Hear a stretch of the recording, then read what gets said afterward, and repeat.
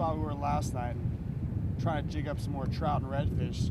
Had good luck last night as the tide started coming back in near sunset, so I'm trying for some similar action today and see if we can come up with maybe some trout, redfish, ladyfish, maybe even possibly a snook, so we'll see what we can get.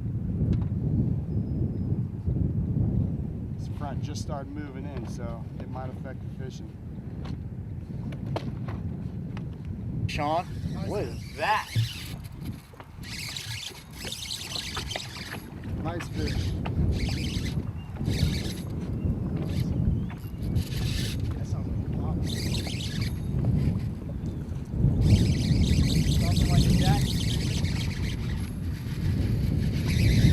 What do you have there, son? Snook. Yeah? Oh, not sweet. He's got any work when I catch him. Popping him. Get in the boat. Anchor that power pole down right here. That's what I thought it was. Jerk that, just jump right in the boat. Jerk in the boat. That's a huge Yeah! pump, man. Attaboy. It's a pump, man. All right, out in the flat, Cody jig just jigged up this pompano, got some nice table fare to go with our mackerel. Yeah, baby. That's for about a half a second. Yeah. Trout. Nice trout. Yeah.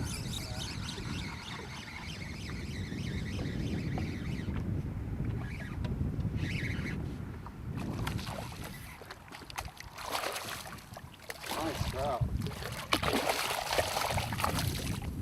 RT hooker. Nice. Perfect release. You kind of wipe that slime off and that's in the protective layer. So anytime you're catching trout, just try to use that RT hooker. Try not to put your hands on the actual fish if you're going to release them. Ah! That's great.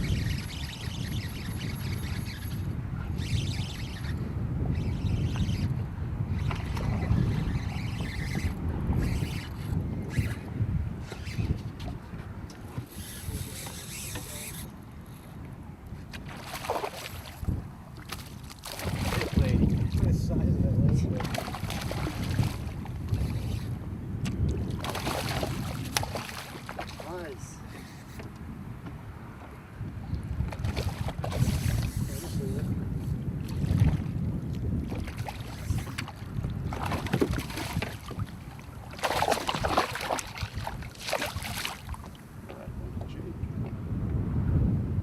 Terry was trying to explain is when you come back to cast it, the higher up you stop your arc, the farther it's going to go, but then you're going to have to worry about line management because you're going to have all that line out there and you're going to have to reel in that slack before you start working your lure so you have a good effect to the lure.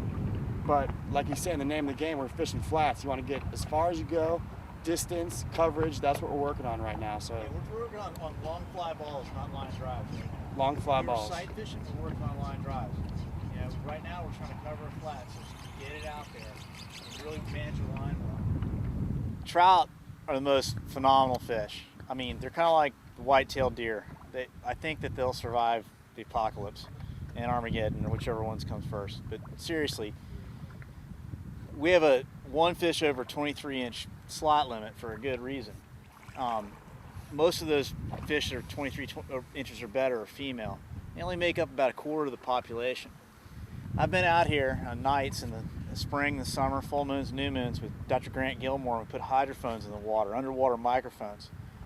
And you can hear all the little males drumming. It's just this cacophony underwater. And what they're doing is instead of competing for the female individually, they're creating a chorus to draw this one big female, or this 25% of the population or so, to one flat, so they can all be there and release the maximum amount of gametes in one spot with the maximum chance of survival, which means dispersal and settling in the right areas and everything else.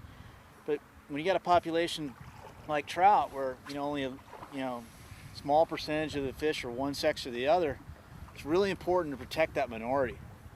Really, really important. And the big females, I mean, even the 2-year-old females are generating like 250,000 eggs every 2 weeks. the big ones, they're generating, you know, a couple of million. So do the math on that. You know, why you should never kill a big trout.